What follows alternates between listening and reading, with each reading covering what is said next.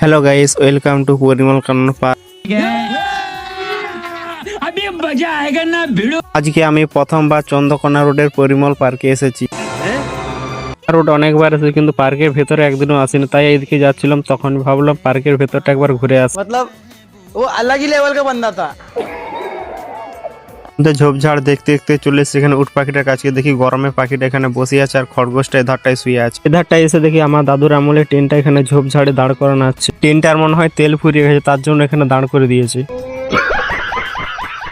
চন্দ্রকোনা রোডে এই পার্কটা ধারে পিসের মধ্যে সেরা, বিশেষ করে কাপেলদের জন্য। ভিতরে আসলেই মনে হবে যেন কাপেলদের জন্যই পার্কটা তৈরি করা হয়েছে।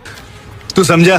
हाँ नहीं तू समझा नहीं। বকুল গাছের নিচে চেয়ারে বসে আছে, কেউ আবার আম গাছের নিচে চেয়ারে বসে আছে। কাউকেই কেউ কিছু বলার নেই। আর আমরা এত রোদ গরমে পার্কে ঘুরতে এসেছি। রোদ গরমে এদিক সেদিক ঘোরাফেরার পর পার্কের মধ্যে দেখি একটি কুলফি দোকান আছে, সেখানকে আমরা এখন এসেছি কুলফি খেতে। কুলফি খাওয়া হয়ে যেতে আমরা এখন রোদের মধ্যে চলে এসেছি এগলে স্লিপ খেতে। আমি আমার বন্ধু এসেছি। এগলে স্লিপ খাওয়া হয়ে যেতে আমি একটা ঘর দেখতে পেয়েছি। ঘরটা ছাউরায় যে একটু দাঁড়ায়। ঘরটার দরজাটা কোন দিকে সেইটাই তো খুঁজে পাচ্ছি না।